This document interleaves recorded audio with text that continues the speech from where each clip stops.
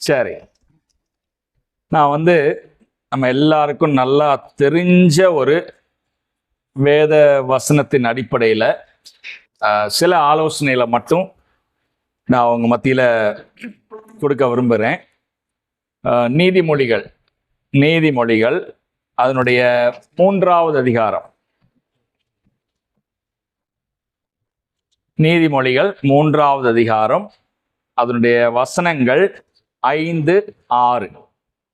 உன் சுய புத்தியின் மேல் சாயாமல் உன் முழு இருதயத்தோடும் கர்த்தரில் நம்பிக்கையாயிருந்து உன் வழிகளில் எல்லாம் அவரை நினைத்துக்கொள், அப்பொழுது அவர் உன் பாதைகளை செவ்வைப்படுத்துவார். அதாவது ஒரு வாலிப தம்பி தங்கச்சியை பொறுத்தளவுக்கு ஒரு குறிப்பிட்ட வயதிற்கு மேல முக்கியமான தீர்மானங்களை எடுக்க வேண்டிய சமயம். இப்போ நீங்கள் சின்ன பிள்ளைகளாக இருந்தபோது தீர்மானங்கள் எடுக்கிறது உங்களுடைய வேலை இல்லை. உங்கள் அப்பா அம்மா எடுத்திருப்பாங்க, அல்லது உங்களுக்கு தெரிஞ்சவங்க உங்களுக்காக தீர்மானம் எடுத்திருப்பாங்க. ஆனால் ஒரு குறிப்பிட்ட வயது வரும்போது நீங்களாகவே சில தீர்மானங்களை எடுக்க வேண்டி வரும். அப்பா அம்மா வேணால் அதுக்கு உறுதுணையாக இருப்பாங்க. மற்றவங்க உங்களுக்கு அபிப்பிராயங்களை சொல்லுவாங்க, அட்வைஸ் கொடுப்பாங்க. ஆனால் ஃபைனலாக டிசிஷன் மேக்கிங் யார் அப்படின்னு சொல்லி பார்த்தீங்கன்னா நீங்கள் தான். ஏன்னா உங்கள் வாழ்க்கை. உதாரணத்துக்கு சொல்ல போனால், ஊழியத்துக்கு வரணுமா, முழு நேர ஊழியத்தில் இருக்கணுமா, அல்லது வேலையோடு சேர்ந்து ஆண்டவருடைய ஊழியத்தை செய்யணுமா அப்படிங்கிறது நீங்கள் ஆண்டவருடைய அழைப்பை புரிந்து கொண்டு எடுக்க வேண்டிய ஒரு தீர்மானம். சரியா? அதே மாதிரி ஒருவேளை இப்போ ஒரு சில தம்பிமார் நீங்கள் சொன்னீங்க, இப்போ நான் படிக்கிற படிப்பை முடிச்சுட்டு மேற்படிப்புக்கு போகணும் அப்படிங்கிற தீர்மானம். மற்றவங்க ஒருவேளை உங்களுக்கு பாசிட்டிவாகவும் சொல்லலாம், நெகட்டிவாகவும் சொல்லலாம். ஆனால் அந்த தீர்மானத்தை எடுக்க வேண்டியது யாருன்னு பார்த்தீங்கன்னா நீங்கள் தான் எடுக்கணும். அதே போல தான் உதாரணத்துக்கு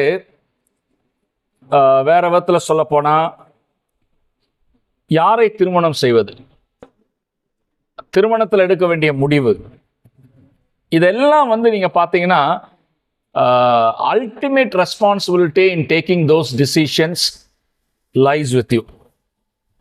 அதை நீ அவுட் சோர்ஸ் பண்ண முடியாது. அவுட் சோர்ஸ் பண்ணிட்டு நாளைக்கு ஏதாவது பிரச்சனை வரும்போது எல்லாம் அவங்க தான் காரணம், இவங்க தான் அதுக்கு காரணம் அப்படியெல்லாம் என்ன செய்ய முடியாது, சொல்ல முடியாது. அப்போ லைஃப்பில் இந்த பருவத்திலிருந்து நீங்கள் பார்த்தீங்கன்னா நிறைய தீர்மானங்கள் எடுப்பீங்க. அந்த தீர்மானங்கள் எல்லாமே பார்த்தீங்கன்னா சிலது நம்ம தப்பாக எடுத்துட்டா கூட திரும்ப வந்துடலாம், சரி பண்ணிடலாம். சில தீர்மானங்களை நீங்கள் எடுத்துட்டீங்க அப்படின்னு சொன்னால் அதை திரும்ப சரி பண்ணுறதும் சாதாரண எளிமையான விஷயம் கிடையாது. உதாரணத்துக்கு திருமணம் அப்படிங்கிற அந்த தீர்மானத்தை எடுக்கும்போது அதில் நீங்கள் சரியான தீர்மானத்தை எடுக்காம அதுக்கு பிறகு அதை சரி பண்ணணும் அப்படின்னு சொல்லி நினச்சிங்கன்னா அது வேத வசனத்துக்கு மாறாக சில விஷயங்களை செய்ய வேண்டிய வரும். சில சமயங்களில் பார்த்தோங்கன்னா நமக்கு நேரம், காலம், அதே மாதிரி பணம், நமக்கு இருக்கக்கூடிய அந்த பேர், இதெல்லாமே பார்த்தீங்கன்னா அது பாதிப்படையும் எப்போ சரியான தீர்மானங்களை எடுக்காமல் நம்ம வாழ்க்கை வாழும்போது. ஒரு எக்ஸாம்பிள் நான் யாரை சொல்லுவேன்னா, யோனா நமக்கு தெரியும். யோனாவை பொறுத்தளவுக்கு தெரியாமல் எடுத்ததல்ல அந்த தவறான தீர்மானம், தெரிஞ்சே எடுத்தது தான். ஏன்னா யோனாவை பொறுத்தளவுக்கு ஆண்டவர் திட்டவட்டமாக சொன்னார், நினைவேக்கு போக சொன்னார். ஆனால் அவருக்கு அங்கே போக மனசு இல்லாததுனால அவர் என்ன பண்ணார், தர்ஷீஷுக்கு கப்பல் ஏறி போனார். ஆனால் திரும்பவும் அவர் நினைவேக்கு போயிட்டார், அது உண்மைதான். திரும்பவும் அங்கே போய் அவர் செய்ய வேண்டிய விஷயத்த செஞ்சார், அது உண்மைதான். ஆனால் அதுக்கு இடையில வந்த கஷ்டங்கள், நஷ்டங்கள்,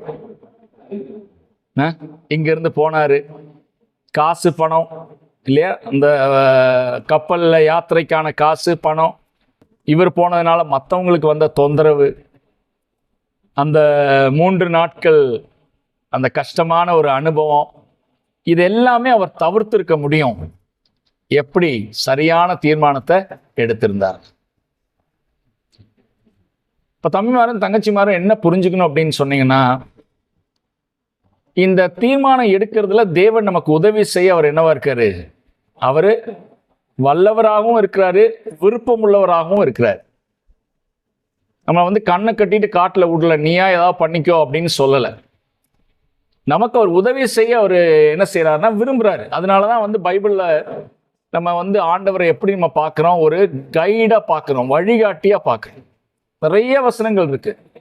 அவருக்கு பேரே ஆலோசனை கர்த்தர் தான், இல்லையா? ஞானத்தினுடைய உறவிடம் யாரு? இந்த ஆண்டவர்.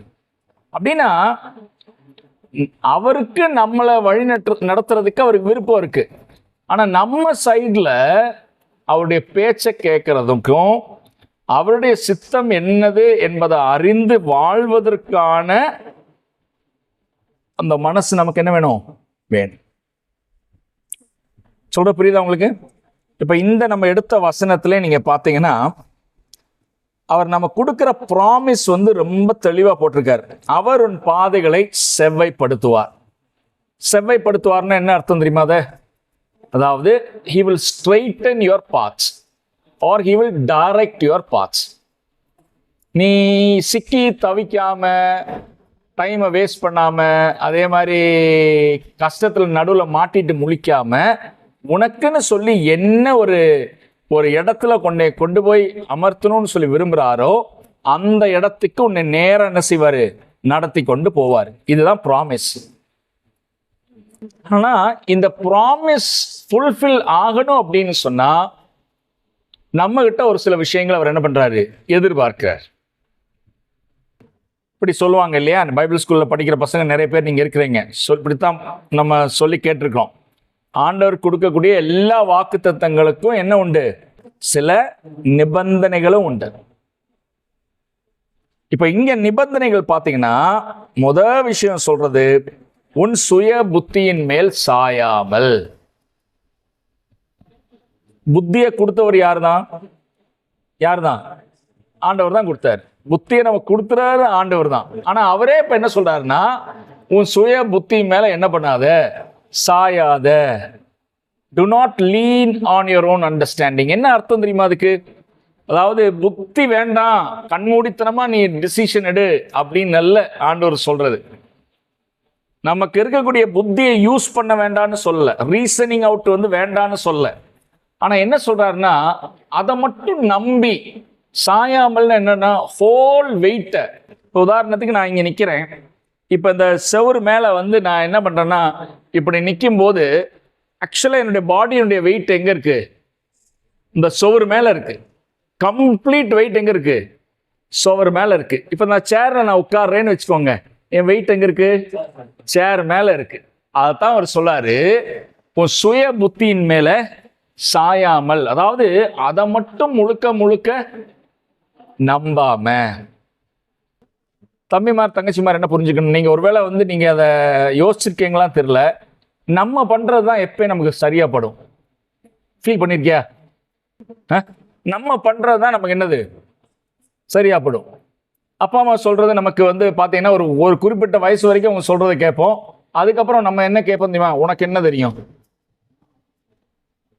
அப்ப உனக்கு என்ன தெரியும்னு கேட்டா அர்த்தம் என்னது? உனக்கு தெரியாது, எனக்கு தெரியும். யாராவது ஒருத்தவங்க நம்ம கிட்ட ஏதாவது சொன்னாங்கன்னா நம்ம எடுக்க மனசு வருமா? அவ்வளவு எளிதா வராது. நம்ம என்ன நினைப்போம்னா, டேய் எனக்கு தெரியும்டா, நான் பார்த்துக்கிறேன்டா. இப்ப இந்த ஒரு மனோபாவம் இது எப்ப இருந்து நமக்கு இருக்குன்னு சொன்னா, நம்ம பிறப்புல இருந்தே இருக்கு. ஏன்னா நம்ம பிறக்கும் போதே என்ன சுபாவத்தோடு பிறக்கிறோம்? பாவ சுபாவத்தோடு பிறக்கிறோம். இந்த பாவ சுபாவத்தினுடைய ஒரு பிரதிபலிப்பு தான் என்ன அப்படின்னு சொன்னா, நம்ம நினைச்சுக்கிறோம் நமக்கு எல்லாம் என்னது தெரியும், எல்லாம் தெரியும் அப்படிங்கிற ஒரு மனசோட ஒரு தீர்மானம் எடுத்தோம்னா எப்படி இருக்கும்? நான் கேட்கிறேனே, என்ன நமக்கு தெரியும்? நல்லா யோசிச்சு பாருங்க, என்ன நமக்கு தெரிய வாய்ப்பு இருக்கு? எப்படி நமக்கு தெரியும்? ஒரு ஆளை பார்க்குறோம். இப்போ நானே பார்க்குறேன், என் தம்பியை பார்க்கும்போது நல்ல ஒரு பயபக்தியான ஒரு தம்பியாக இருக்கிறேன். வெள்ளை சட்டை வேற போட்டிருக்கேன். அப்படி நான் என்ன நினைக்கிறேன்னா, ஒருவேளை நல்லா என்னது நான் பேசும்போதும் எப்படி பேசுகிறேன், அப்படி நல்லா ஜென்டிலாக பேசுகிறேன் அப்படி. அப்போ நான் வந்து என் மனசில் என்ன நினச்சிக்க வாய்ப்பு இருக்கு? சொல்ல மாட்டீங்களேப்பா. என்ன நினச்சிக்க வாய்ப்பு இருக்கு? இந்த பையன் நல்ல பையன். எதை வச்சு நான் சொல்கிறேன்? எனக்கு தெரிஞ்ச அந்த ஒரு இதில் இந்த மாதிரி சொல்லும்போது சொல்லுவாங்க, அண்ணே அவன் யாருங்கிறது எங்களுக்கு தான் தெரியும். எங்க கூட இருக்கிறவங்க சொல்லுவாங்க. நான் சொல்ற புரியுதா? அப்ப நல்லா ஞாபகம் வச்சுக்கோ, கண்ணால கேள்விப்பட்டிருக்கல, கண்ணால காண்பதும் போய் காதால கேட்கிறது என்னது போய். அதுவும் இந்த ஏஐ உலகத்துல எதையும் நீ நம்ப முடியாது.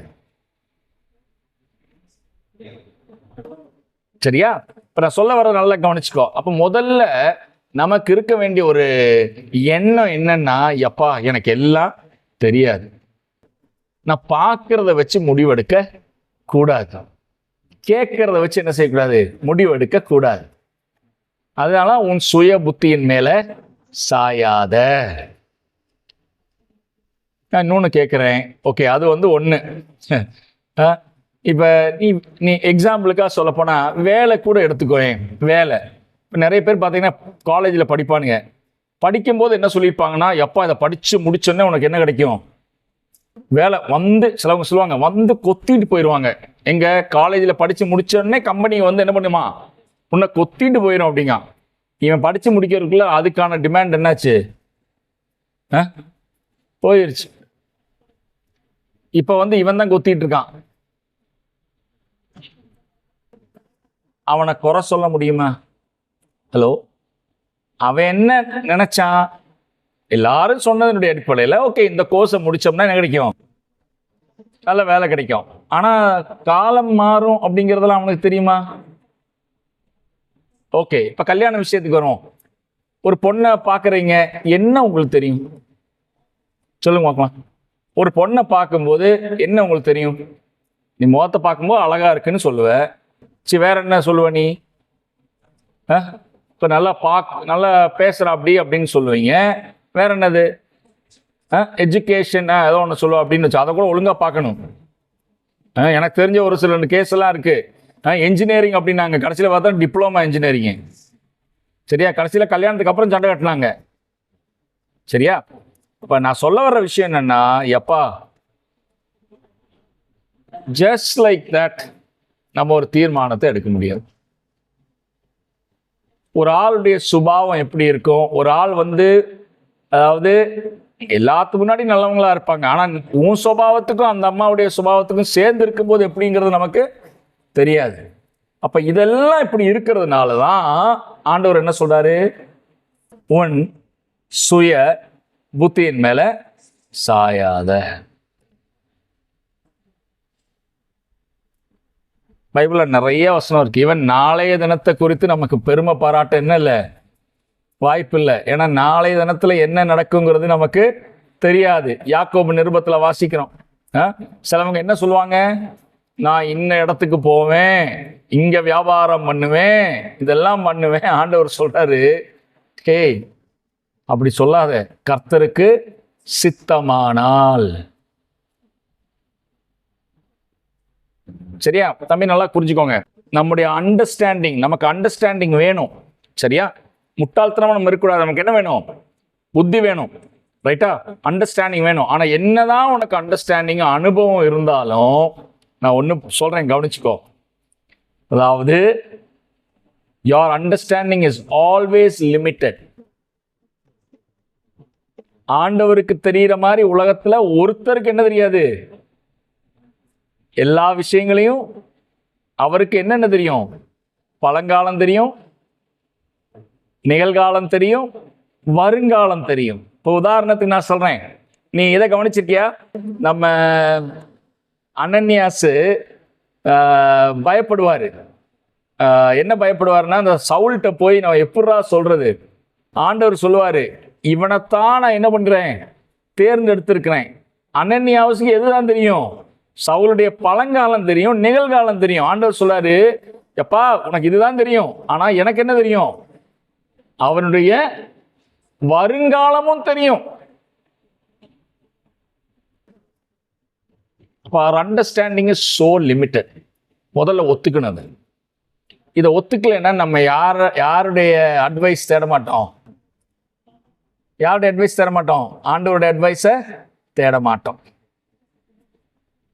சிலவங்களை பற்றி சொல்லுவாங்க, எல்லாம் தெரிஞ்ச ஆசாமி மாதிரி இருக்கான் அப்படிங்குவான். அவன் தான் வாழ்க்கையில் நிறைய தப்புல மாட்டிக்குவான், நிறைய தவறான தீர்மானங்கள். அதுக்கு ஒரு காரணம் என்னன்னா, அந்த ஹியூமிலிட்டி இல்லை. எனக்கு தெரியாத ஆண்டவரே, ஆண்டவருடைய சமூகத்தில் ஆண்டவரே நான் என்ன பண்ணணும்னு சொல்லி எனக்கு தெரியல, என்ன முடிவு எடுக்கணும்னு சொல்லி எனக்கு தெரியல, எனக்கு நீங்க உதவி செய்யுங்க என்கிற மனசுடையவனுக்கு தான் ஆண்டவர் என்ன செய்வார்னா அவருடைய கைடன்ஸை கொடுப்பார். சரியா? ஸோ திருமண விஷயமா இருந்தாலும் சரி, அல்லது படிப்பு விஷயமா இருந்தாலும் சரி, வேலை விஷயமா இருந்தாலும் சரி, உன் சுய புத்தியின் மேல் சாயாமல். இங்க பாருங்க, நான் இன்னொன்று சொன்னேன். சிலவங்க அனுபவத்தை சொல்லுவாங்க. அனுபவம்னு கேள்விப்பட்டிருக்கீங்களா? அனுபவம், எக்ஸ்பீரியன்ஸ். சிலவங்க அதை நம்புவாங்க. பார்த்துருக்கியா? எனக்கு என்ன இருக்குன்னு சொல்லுவாங்க, அனுபவம் இருக்கு. அனுபவம் நல்லதா கெட்டதா? சொல்லுங்க. நல்லதுதான். ஏன்னா அனுபவம் நமக்கு இருக்கிறது என்னது? நல்லதுதான், உதவி செய்யும். ஆனா முழுக்க முழுக்க அனுபவத்தை நம்ப முடியுமா? நான் சமீபத்தில் இந்த டாக்குமெண்ட்ரிலாம் பார்க்கும்போது சிலவங்க ரொம்ப அனுபவசாலிகள், பாம்பை பிடிக்கிறதுல என்னது பயங்கர அனுபவசாலிகள். நீ நான் கேட்குறேனே, ஒரு 100 பாம்புகளை நீ பிடிச்சிட்டேன்னு வச்சுக்கோ. 100 பாம்புகளை நீ பிடிச்சிட்டேன்னா 101வது பாம்பை பிடிக்க போகும்போது உன் மைண்ட் எப்படி இருக்கும்? சும்மா சொல்லுங்களேன். எவ்வளோ பார்த்துருக்கோம் இல்லையா? அப்படிதான் நமக்கு தோணும். ரைட்டா? இந்த மாதிரி பல அனுபவசாலிகள் பாம்பினுடைய ஒரு கடி வாங்கி என்னது இறந்தவங்க இருக்கிறாங்க. அப்ப புத்தி வேணுமா? வேணும். அனுபவம் வேணுமா? வேணும். ஆனா அதையும் நம்ம முழுமையா என்ன செய்ய முடியாது, சாய்ந்து விட முடியாது. அனுபவம் தவறலாம், புத்தியும் என்ன செய்யலாம், தவறலாம். ரைட்டா? ரெண்டாவது இங்க என்ன சொல்லப்பட்டிருக்கு? உன் சுய புத்தியின் மேல் சாயாமல், அடுத்து என்னது?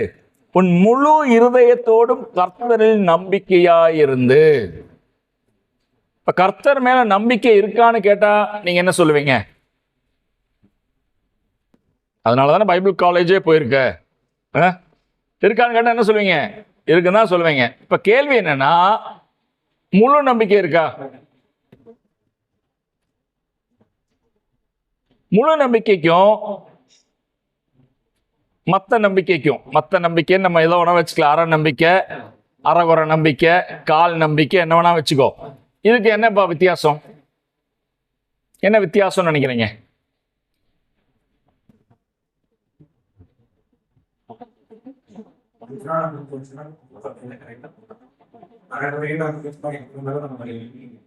ஓகே, வேற என்ன விளக்கம்?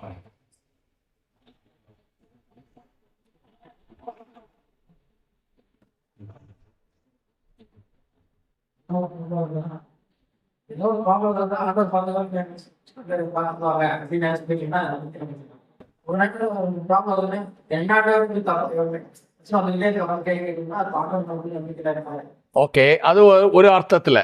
சரி, வேற என்ன அர்த்தங்கள் இருக்கலாம்? பல சமயங்களில் பார்த்தோம்னா நம்ம அதாவது ஏதோ ஒன்று நமக்கு கை கொடுக்கட்டுமே, அதாவது இதுதான் நம்ம ஆண்டவர் மேல வச்சிருக்கிற நம்பிக்கையும் அவ்வளவுதான் அப்படின்னா, அதாவது ஒரு பிரச்சனை, ஒரு தேவை இருக்கும்போது பலதை நம்ம என்ன செய்யறோம், முயற்சி எடுக்கிறோம். அதுல ஒரு முயற்சி என்னது? ஆண்டவர். ரைட்டா? அப்ப எப்படின்னா, இதெல்லாம் நடந்துச்சுன்னு சொன்னா, ஏதோ ஒன்று ஒர்க் அவுட் ஆச்சுன்னு சொன்னா பின்ன நமக்கு யாரும் தேவையில்லை. ஹலோ, வேற யார் தேவையில்லை? ஆண்டவர் தேவையில்லை. இப்ப பலருக்கும் பார்த்தீங்கன்னா நம்பிக்கை இருக்கான்னு கேட்டீங்கன்னா என்னது? நம்பிக்கைன்னு சொல்லுவாங்க, இருக்குன்னு சொல்லுவாங்க. நான் ஒரு எக்ஸாம்பிள் சொல்றேன். இந்த நயாகரா நதி இருக்குல்ல, கேள்விப்பட்டிருக்கீங்களா? நயாகரா ஃபால்ஸ் நீர்வீழ்ச்சி ரொம்ப பிரம்மாண்டமா இருக்கும். அதுல இந்த நீர்வீழ்ச்சியுடைய 2 உயரமான இடத்துல வந்து என்ன பண்ணுவாங்கன்னா, கயிறை கட்டிடுவாங்க. டைட் ரோப் வாக்கர்ஸ்ன்னு சொல்லுவாங்க. அவங்க என்ன செய்வாங்கன்னா, மாயாஜாலம்லாம் காட்டுவானுங்க, அது மேல சாகசம் பண்ணுவாங்க. இப்படி சாகசம் பண்ற ஒரு ஆள் இருந்தான், அவன் பேரு பிளாண்டின். இவன் என்ன பண்ணுவான்னா, நடந்து போறது மட்டும் இல்ல, அதுல வந்து என்னன்னா ஒரு வண்டி வேற, சைக்கிள் மாதிரி அழுத்திட்டு போ. அப்படி அதே மாதிரி இந்த சின்ன பிள்ளைகள்லாம் வச்சு தள்ளிட்டு போவாங்கல்ல, பிராம்லாம் சொல்லுவாங்கல்ல, இந்த மாதிரி எல்லாம் வண்டியெல்லாம் அதில் வச்சுட்டுலாம் போவார், சாகசம் காட்டும். அப்படி எல்லாரும் வந்து என்ன பாராட்டுவாங்க. ஏன்னா சாதாரண மனுஷனால செய்ய முடியாது. விழுந்தானா அவ்வளோதான், என்னது சரியான பள்ளத்தாக்கு, விழுந்தா மரணம் உறுதி. ஆனா இந்த மனுஷன் அப்படி எல்லாம் செய்வான். அப்ப ஒரு தடவை என்ன நடந்துச்சு அப்படின்னு சொன்னா, இவன் வந்து இந்த வீல் பேரோ, அதாவது நம்ம இந்த சாக்கு மூட்டை இதெல்லாம் தூக்கிட்டு போறதுக்காக வண்டி இருக்கும்ல, டயர் வண்டி, இந்த ஒத்த டயரு அப்படி தள்ளிட்டு போற வண்டி, இந்த மாதிரி ஒரு வீல் பேரோ வந்து அந்த கயிறு மேல அப்படி நடத்தி கொண்டு போறான், அப்படியே தள்ளிட்டே போறான். பயங்கர ஆச்சரியம். அங்க போய் நின்னதுக்கு அப்புறம் இவன் கேட்கிறான், என்னன்னா, என்னால ஒரு ஆளை இதுல உட்கார வச்சு இங்கிருந்து அங்கிட்டு கொண்டு போக முடியும்னு நீங்க நம்புறீங்களான்னு கேட்டான். எல்லாரும் பயங்கரமா, டே உன்னால முடியாது, என்னது எதுவுமே இல்லப்பா, பயங்கர ஆரவாரிச்சு என்ன பண்ணாங்கன்னா கையை தட்டினாங்க. உன்னால முடியும், உன்னால முடியும். அவன் கேட்டானா, யாராவது வந்து உட்காருங்க, யாராவது வந்து என்ன செய்யுங்க, அந்த வண்டியில உட்காருங்க, நான் என்ன பண்றேன், தள்ளிட்டு போறேன். இப்ப என்னாச்சு? யாரும் வரல. இப்ப இவ்வளவு நேரம் என்ன சொன்னானுங்க? உன் மேல நம்பிக்கை இருக்கு. இது என்ன நம்பிக்கை? இது அறகுறைன்னு இல்லை, இது வாயில சொல்றதுதான். சொல்ற புரியுதா? அப்ப முழு நம்பிக்கை அப்படின்னு சொல்றதனுடைய அர்த்தத்தை புரிஞ்சுக்கணும்னா, முழு விசுவாசத்தோட அவரிடத்துல நம்பிக்கையா இருந்து, யாக்கோபு நிருபத்துல 1வது அதிகாரத்துல வாசிக்கிறோம், அவற்றிருந்து கேட்ட எதையாகிலும் பெறணும்னு சொல்லி நீங்க நம்பினீங்கன்னா என்ன வேணும்? விசுவாசம் வேணும். காட்டுல அடிபடாத விசுவாசம் வேணும். ஆண்டவர் நிச்சயமாக எனக்கு வந்து வழிகாட்டுவாரு, நான் வேற யாரையும் நம்ப போறதில்ல. இப்ப நமக்கு என்ன பிரச்சனைன்னா, ஓகே இவங்களையும் நம்புவோம், இவங்களையும் நம்புவோம், நம்மளே நம்புவோம், மாறி மாறி. நமக்கு வந்து அப்ப என்னன்னா, ஏதாவது ஒண்ணு வாச்சா பரவாயில்ல, அந்த மாதிரி அல்ல. முழு நம்பிக்கை அப்படின்னு நம்ம சொல்லும் போது, ஆண்டவரே நீர் என்ன திட்டம் வச்சிருக்கிறீங்களோ, நீங்க எப்படி வழி நடத்த போறீங்களோ அந்த வழியில நான் நடப்பேன். இதுக்கு ஒரு உதாரணம் நான் சொல்றது உண்டு. என்ன உதாரணம்னா, ஒருத்தன் வந்து நல்லா பயங்கரமா தாகம் அடிக்குது அவனுக்கு. ஒரு என்ன சொல்றது, டெசர்ட்டுக்கு என்ன சொல்லுவோம் தமிழ்ல, பாலைவனத்துல நடந்து போறான்னு வச்சுக்கோங்க. தண்ணி தாகம், கொடூரமான வெயில், தண்ணி தாகம், எங்கேயாவது தண்ணி கிடைக்குமா அப்படின்னு பார்த்துட்டே போறான். தூரமா பார்க்கும்போது அங்க பனைமரம் 2-3 தெரியுது. பாலைவனத்துல பனைமரம் இருந்துச்சுன்னா அங்க என்ன இருக்குன்னு அர்த்தம்? எங்கேயோ நீர் தடாகம் ஏதாவது இருக்கும். உடனே அந்த இடத்துக்கு அப்படி போறான், ஓடி ஓடி போறான். ஓட ஓட என்ன இருக்கும்? திரும்பவும் தாகம் என்ன ஆகுது? ஜாஸ்தி ஆகுது. அங்க போன உடனே இவன் எதிர்பார்த்த மாதிரி என்ன இருக்குன்னா, ஒரு தண்ணீர் தடாகம் இருக்கிற மாதிரி ஒரு இடம். அங்க வந்து பாத்தீங்கன்னா ஒரு பைப் வச்சிருக்கான், அடி குழாய் இருக்குல்ல, அடி குழாய் பார்த்திருக்கீங்களப்பா, கிராமத்துல எல்லாம் இருக்குங்களா, அதே மாதிரி ஒரு அடி குழாய் வச்சிருக்கான். கீழே எல்லாம் பார்க்கும்போது அப்படியே ஒரு தண்ணி இருக்கிற மாதிரி ஒரு மாய்ஸ்சர் இருக்கு. அப்ப என்ன நடக்குது அப்படின்னு சொன்னா, அந்த அடி குழாயை போய் ஷோ தண்ணி இருக்கிற இடம் அப்படின்னு சொல்லி சந்தோஷப்பட்டு அங்க போனோடனே ஒரு பாட்டில் இருக்கு. அந்த பாட்டில்ல பாத்தீங்கன்னா ஒரு 2 முடக்கு தண்ணி அந்த பாட்டில்ல பிடிச்சு வச்சிருக்காங்க யாரோ. அந்த பாட்டிலில் ஒரு பேப்பர்லையும் எழுதி வச்சிருக்கிறாங்க. என்ன அப்படின்னு சொன்னா, எப்பா இந்த அடிகுழாயிலிருந்து எவ்வளவு வேணாலும் தண்ணி நீ என்ன செய்யலாம், நீ குடிக்கலாம். அந்த அளவு தண்ணி, உன்னுடைய தாகம் தீர்ற வரைக்கும் என்ன இருக்கு, தண்ணி அடியில இருக்கு. ஆனா அந்த தண்ணியை நீ குடிக்கணும்னா இந்த பாட்டில் இருக்கிற தண்ணியை நீ குடிக்க கூடாது. அதுக்கு பதிலாக அந்த தண்ணீரை நீ என்ன பண்ணணும், இந்த குழாயில் என்ன செய்யணும், ஊற்றணும். நீங்கள் அந்த காலத்துல எல்லாம் தண்ணியை குழாயில் அடிக்கும் போது தண்ணியை கொஞ்சம் என்ன செய்யணும், ஊற்றி ப்ரைம் பண்ணா தான் தண்ணி என்ன வரும், வெளியே வரும். இப்போ ரெண்டு விஷயம் இங்கே. ஒன்று, எவன் எழுதி வச்சானோ அந்த எழுதி வச்சவன் மேல நம்பிக்கை இருந்தா தான் நீ என்ன பண்ணுவ. ஹலோ, அந்த தண்ணிய நீ குடிக்காம உனக்கு தாகமா இருந்தாலும் நீ என்ன பண்ணுவ, அதுல ஊத்துவ. ஆனா ஊத்துனேன்னா என்னாச்சு, இருக்கிற தண்ணியும் இப்ப அட்லீஸ்ட் 2 முடக்கு தண்ணியாவது என்னது நீ குடிக்கலாம்.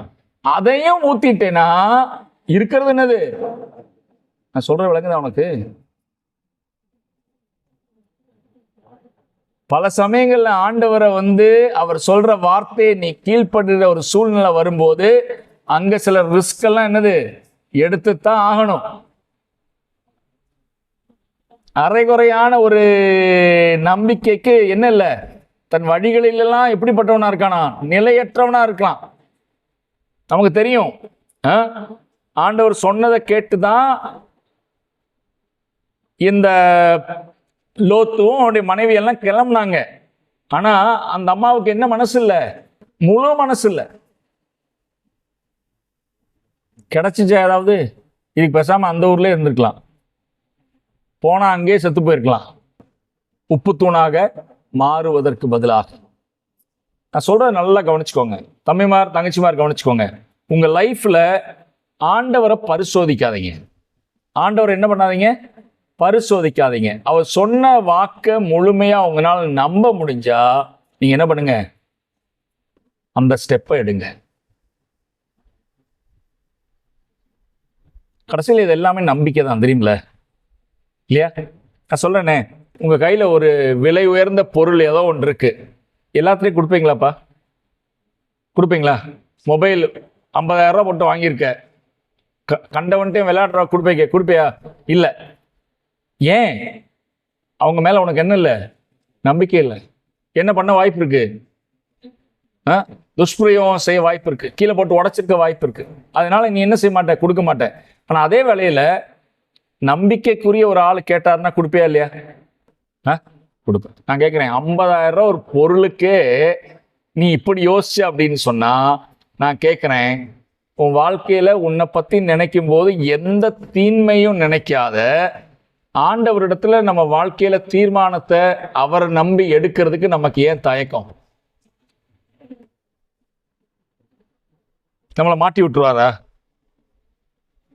ஏப்பா மாட்டி விட்டுறாரா? ஐயோ எனக்கு பிடிக்காத ஒரு பொண்ணை என் தலையில கொண்டு வச்சிருவாரா? ஆனா ஆண்டவர் நம்ம என்ன செய்யக்கூடாது, அவரை பரீட்சை பார்க்கக்கூடாது. பரீட்சை பார்க்காத கூடாதுன்னு பைபிள்ல என்ன போட்டிருக்கு இல்லையா? தேவனாகிய கர்த்தரை நீ என்ன செய்யாத, பரீட்சை பார்க்காத.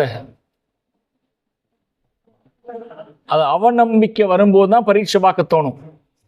இயேசு கிறிஸ்துவ அந்த உயரமான உப்பரிகின் மேல போய் நின்றுட்டு பிசாசு என்ன சொன்னா, நீ கீழே குதி, தேவதூதர்கள் உன்னுடைய பாதம் கல்லில் இடாதபடி கொண்டு போவாங்கல்ல, போட்டிருக்கல, அதை நீ நம்புறேன்னா குதிச்சு காட்டு, நடக்குதா இல்லைன்னு பார்ப்போம். அப்பதான் ஆண்டவர் சொன்னாரு, உன் தேவனாகிய கர்த்தரை பரீட்சை பாராதிருப்பாயாக. பரீட்சை பார்க்கறது எப்போ வரும் தெரியுமா? நம்பிக்கை இல்லாம போகும்போது. இன்னொரு எக்ஸாம்பிள் சொல்லவா? நீ கேள்விப்பட்டிருப்ப, ஒருத்தன் ஆடு மேய்க்க போனானா. அப்ப காட்டுல ஆடு மேய்க்க போகும்போது ஓனாயெல்லாம் வர வாய்ப்பு இருக்கு. அப்ப இந்த ஆடுகளை மேய்க்க போறவனுங்க எல்லாரும் சேர்ந்துதான் போவானுங்க, ஏன்னா ஒருத்தனுக்கு உதவியா இருக்கிறதுக்காக. இப்போ ஒரு முறை ஒருத்தன் என்ன யோசிச்சான், அப்பா நான் நிறைய ஆடுகளை ஒன்று சேர இருக்கு, இங்க அந்த அளவு வந்து என்ன இல்லை, பச்சை புல் இல்லை, நான் மலைக்கு அந்த புறம் போறப்பா நானே ஆட்டை கூட்டிட்டு அப்படின்னு சொல்லிட்டான். சொன்னா இங்க பாரு, அங்க போய் நான் தனியா இருப்பேன், ஏதாவது ஓனாய் வந்துச்சுன்னா நான் விசில் அடிப்பேன். என்ன அடிப்பேன்? விசில் அடிப்பேன். விசில் அடிச்சோடனே நீங்க எல்லாரும் என்ன பண்ணும்? வந்து எனக்கு ஹெல்ப் பண்ணும். எல்லாரும் என்ன சொன்னாங்கன்னா, டே ஷோரா நாங்க ஹெல்ப் பண்ணுவோம்டா. சரியா? போயிட்டான் ஆடை கூட்டிட்டு. அங்க போனதுக்கு அப்புறம் அவனுக்கு நம்பிக்கை வரல. என்ன வரல? நம்பிக்கை வரல. டேய் இந்த மாதிரி உதவி செய்ய வருவானுங்களா இல்லையா, ஒரு ட்ரையல் பண்ணி பார்த்துடலாம். உடனே என்ன பண்ணாலும் விசில் அடிக்கிறான். விசில் அடிச்சோடனே எல்லாரும் வந்தானுங்க. எங்கிருந்து? அந்த பக்கம் வந்தானுங்க. என்னடாச்சு ஓனா என்னடாச்சு சொன்னா, ஓனா இப்ப வரல, அப்படி வந்துச்சுன்னா நீங்க வருவீங்களா அப்படின்னு சொல்லி தெரியறதுக்காக நான் என்ன பண்ணேன், விசில் அடிச்சேன். போயிட்டானுங்க. திரும்ப ஒரு தடவை அடிச்சான். எல்லாரும் என்ன பண்ணானுங்க, வந்தானுங்க. திரும்ப அவனுக்கு என்ன சொன்னான் தெரியுமா? இதேதான் சொன்னான். மூணாவது தடவை உண்மையாவே ஓனாய் வந்துருச்சு. இப்ப விசில் அடிச்சான், எவனும் வரல. என்ன சொன்னான்னா, போட நம்மளை ஏமாத்தினான்ல, இதே மாதிரி எந்த ஏமாத்து வேலை தான் பண்ணிட்டு இருப்பான். நான் சொல்ற விளங்குது? என்ன இல்லை, நம்பிக்கை இருக்கு, ஆனா என்ன இல்லை, முழு நம்பிக்கை இல்லை.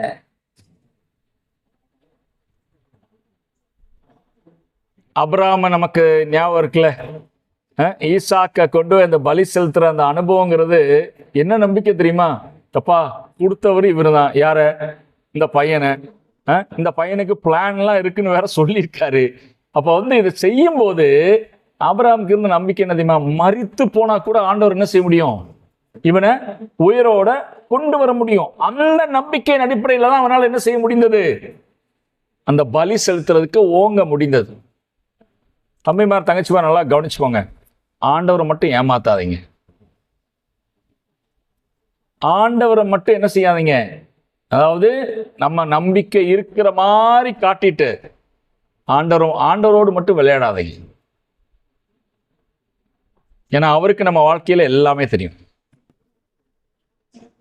சரியா? மூணாவது இன்னொரு விஷயம் இங்க பார்க்க முடியும். நீதிமொழிகள் 3வது அதிகாரத்தில் நம்ம இருக்கிறோம். அதுல உன் வழிகளில் எல்லாம் அவர் என்ன செய், நினைத்துக்கொள். அப்பொழுதுன்னு போட்டிருக்கு இல்லையா? வழிகளில் எல்லாம் அவரை நினைத்துக்கொள்ளனா என்னது? போற வழியில எல்லாம் இயேசுவே இயேசுவே இயேசுவேன்னு சொல்லிட்டு போறதா? ஸ்தோத்திரம் ஸ்தோத்திரம் ஸ்தோத்திரம் சொல்லிட்டு போறதா? சொல்லுப்பா.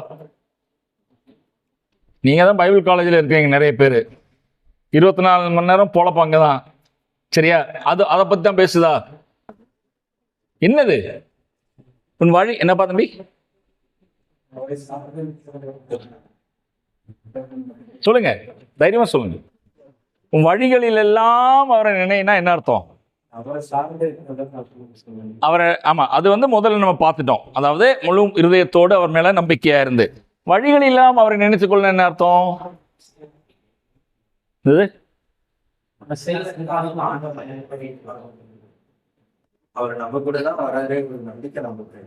அதுதான் அதனுடைய அர்த்தமா?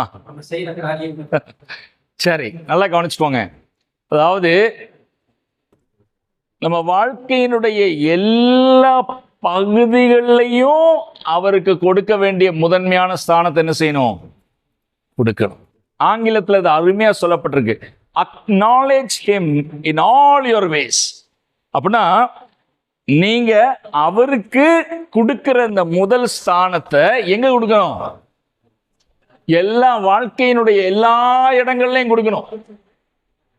அது இல்லாம உன்னால முடியாத ஒரு இடத்துக்கு மட்டும் அவரை தேடினேன்னா அவருடைய சித்தம் சில சமயங்கள்ல என்னங்கிறது என்ன செய்ய முடியாது, கண்டே பிடிக்க முடியாது. நம்ம லைஃப்ல வந்து பல ஏரியாஸ் இருக்கா இல்லையா? நமக்கு படிக்கிற ஒரு ஏரியா இருக்கு, படிக்கிற பாடங்கள். அதே மாதிரி நமக்கு ஒரு அந்தரங்க வாழ்க்கை இருக்கு, நமக்கு மற்றவங்களோடு பழகிற அந்த வெளிப்படையான ஒரு வாழ்க்கை இருக்கு, வேலை பார்க்குற இடத்துல நமக்கு ஒரு வாழ்க்கை இருக்கு, சர்ச்சில் நமக்கு ஒரு வாழ்க்கை இருக்கு. சரியா? ஆனால் ஆண்டவர் என்ன விரும்புகிறாருன்னா, இங்கே பாரு, நீ என்னை வந்து எல்லா இடத்துலையும், அதாவது உனக்கு தேவைப்படும் போது மட்டும் என்னது முதன்மையான இடத்துல வச்சுட்டு, அதுக்கப்புறம் உனக்கு தேவையில்லாத டைம்ல என்னது ஆண்டவரே கொஞ்சம் ஒதுங்கிக்கோங்க. அப்படி நினைச்சேன்னா எங்கிட்ட வந்து நீ ஆலோசனை கேட்டேன்னா என்னது ஆலோசனை அவர் சொல்லுவாரு, ஆனா அதை புரிஞ்சுக்கிறதுக்கான கெப்பாசிட்டி யாருக்கு இருக்காது? நமக்கு இருக்காது. உன்னால முடியாத இடத்துக்கு மட்டும் அவரை தேடினேனா அவர் பதில் கொடுத்தா கூட என்ன சொல்றாருங்கிறது என்ன செய்யாது. நான் ஒண்ணு சொல்றேனே, இங்க பாரு, நீ வந்து சில சமயங்கள்ல எல்லாம் பார்த்தீங்கன்னா இந்த உடம்பு சரியில்லாம நம்ம ஜோன் சங்கலும் கொஞ்ச நாள் உடம்பு சரியில்லாம இருந்தாரு. ஆனா ஜோன் சங்கலோட ஆஸ்பத்திரியில் இருந்த ஆட்கள் பார்த்தீங்கன்னா அவங்களுக்கு வந்து ஜோன் சங்கல் வந்து அப்படிலாம் சொல்லும்போது இந்த கூட இருந்த ஆட்களுக்கு வந்து என்ன தெரியும்? அவர் என்னடா சொல்றாருங்கிறது தெரியும். எப்படி தெரியும்? கூடவே இருந்ததுனால அவர் பேசுறது முழுமையா கிளாரிட்டி இல்லாட்டி கூட அவங்க என்ன சொல்லுவாங்க? இதைத்தான் கேட்கிறாரு, இதைத்தான் சொல்றாரு. நம்ம வந்து ஆடிக்கு அமாவாசைக்கு போறோம்னு வச்சுக்கோங்க, அவர்கிட்ட அவர் பேசுறது புரியுமா? இப்ப நான் பேசுறது புரியுதா?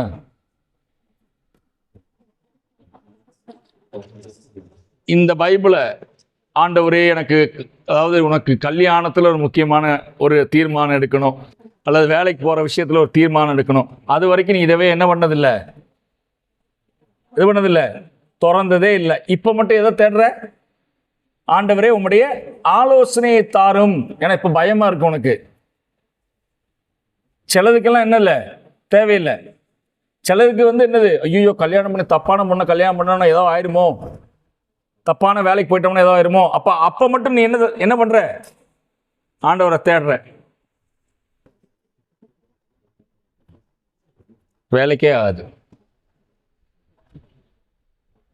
யூ கண்டினியூஸ்லி அவருக்கு கொடுக்க வேண்டிய இடம், எல்லா சமயத்திலையும் அவருக்கு கொடுக்க வேண்டிய அந்த முதன்மையான இடத்தை நீ கொடுத்து பாரு. லைஃப்ல எல்லா டெசிஷன்ஸ்லையும் அவருடைய அந்த சத்தத்தை என்ன செய்ய முடியும்? கேட்க முடியும். அவருடைய அந்த மெல்லிய சத்தம்னு சொல்றாங்கல்ல இல்லையா? அதாவது நம்ம வந்து முச்சந்தில நிற்கும் போது, வழி என்னன்னு தெரியாம நம்ம தவிக்கும் போது, வழி இதுவேங்கிறது நம்ம உள்ளங்கள் என்ன செய்யும்? கேட்கும். இது யாருக்கு கேட்கும்? யாரு கேட்கும்? அவருடைய சப்தத்தை கேட்டு பழகினவர்களுக்கு அது புரியும். இல்லைன்னா என்னது புரியாது. இப்ப தம்பிமார்ட்ட நான் கேட்கிறேன், பைபிள் காலேஜில் நிறைய பேர் படிக்கிறீங்க, ஆண்டோடைய சத்தத்தை கேட்கிற பழக்கம் இருக்கா? எப்ப அவர் பேசுறாருங்கிறத புரிந்து கொள்ளக்கூடிய ஒரு பழக்கம் இருக்கா? அது முக்கியம். இந்த உறவு இது வந்து இப்ப நான் என் பையன்கிட்ட போய், என் பையன்கிட்டயோ என் பொண்ணுகிட்டயோ போய் அப்பாவுக்கு வந்து என்ன பிடிக்கும் அப்படின்னு வந்து கேட்டோம்னா அவங்களே நிறைய விஷயங்களை சொல்லுவாங்க. நான் என்னைக்கும் உங்களுக்கு கிளாஸ் எல்லாம் எடுத்ததில்லை, எனக்கு எது இப்போ பிடிக்குங்கிறதெல்லாம். எப்படி புரிஞ்சுக்கிட்டாங்க? என்னோடு கூட வாழ்வதின் மூலமாக. ஆண்டவரோடு கூட நீ சேர்ந்து வாழும்போது அங்கதான் வந்து இந்த தீர்மானங்கள் நீ புரிஞ்சுக்க. லைஃப்ல நான் சொல்றேன் தம்பி, என் லைஃப்ல நான் எடுத்த முக்கியமான நிறைய தீர்மானங்களுக்கு அடிப்படை என்னன்னு கேட்டேன்னா, என்னுடைய தனி வேத வாசிக்கிற அந்த நேரம். திருமணம், ஊழியத்துக்கு வந்த விஷயம், அதுக்கப்புறமும் நான் எடுத்த ஒரு சில முக்கியமான தீர்மானங்கள், எப்படி ஆண்டவர் இதுதான் அவருடைய சித்தம்னு கண்டுபிடிக்க முடிஞ்சது அப்படின்னு சொன்னா, என்னைக்கோ ஒரு நாள் பைபிளை திறந்து கமால் அப்படின்னு பார்க்கறது இல்லை, ரெகுலரா அவர் பேசுறது என்ன செய்யும்? கேட்க முடியும். அப்படி நீ தீர்மானம் எடுத்துனா அதுக்கப்புறம் கஷ்டமே இல்லைன்னு அர்த்தம் இல்லை. அதுக்கப்புறம் என்ன வரலாம்? கஷ்டம் வரலாம், பிரயாசம் வரலாம். ஆனா நீ அவர் தீர்மானத்தின்படி நீ இருக்கிறங்கிற நம்பிக்கை உனக்கு இருக்கும். சரி, ஏதாவது கேள்விகள் இருக்கு அதை பத்தி? பிராக்டிக்கலான ஏதாவது கேள்விகள் இருந்துச்சுன்னா நீங்க கேட்கலாம்.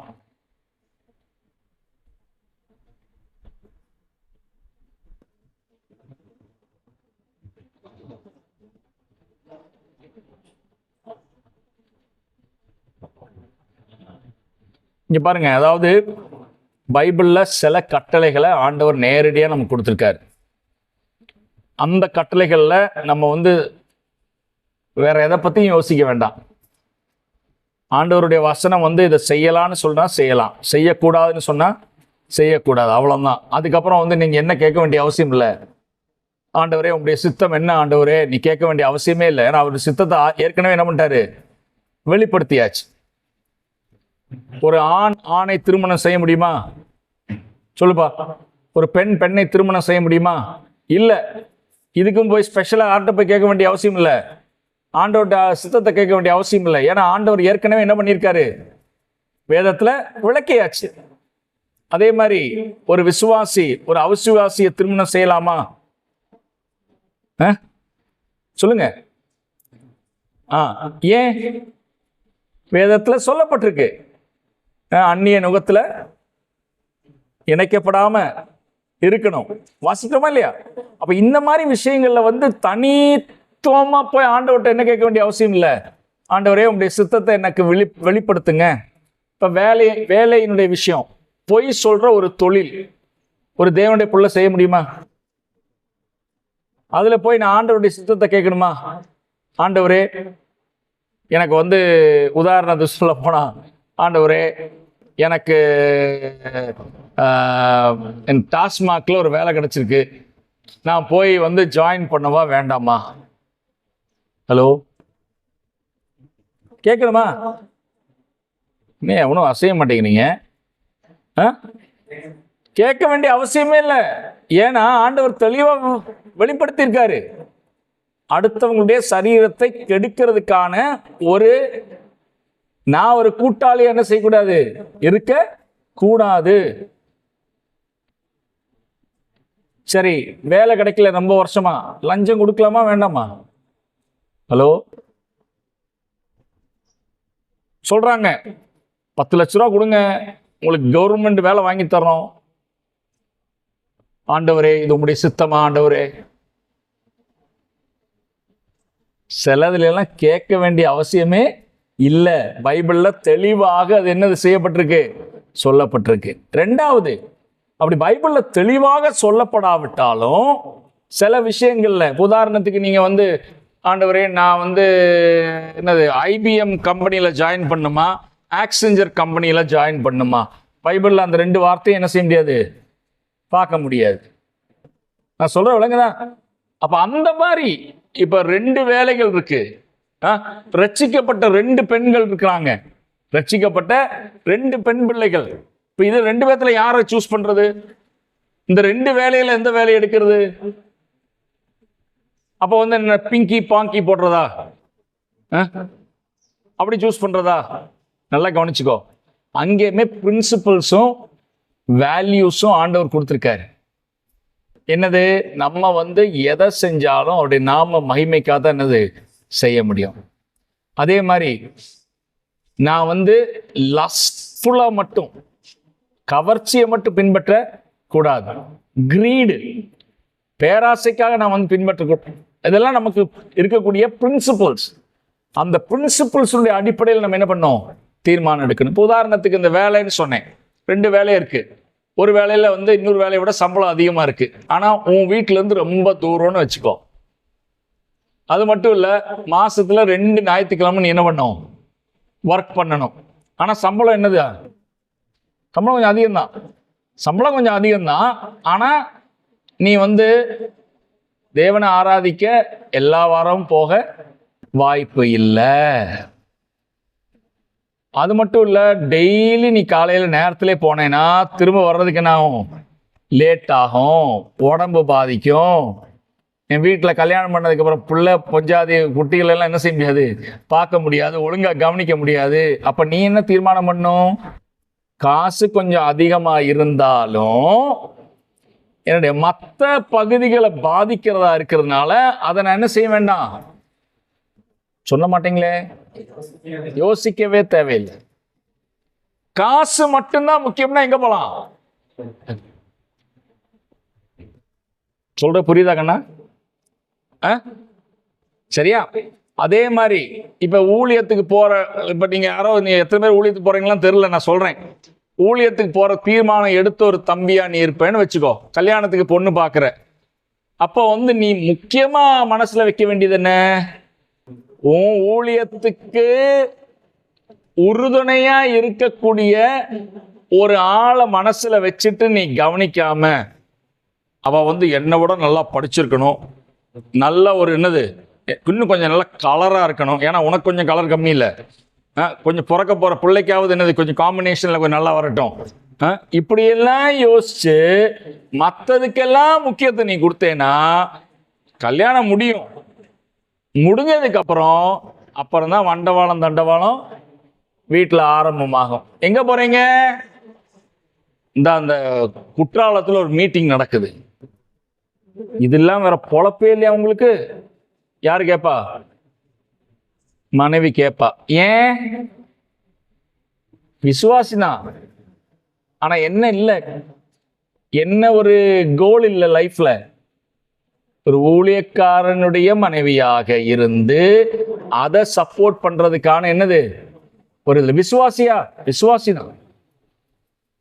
ஞாயிற்றுக்கிழமை சர்ச்சுக்கு வர்றாங்களா? சர்ச்சுக்கெல்லாம் வர்றாங்க.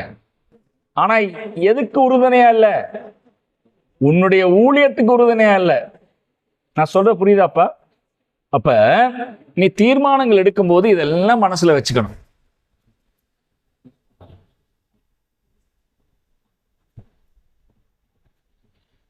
கேள்விகள் இருக்கா?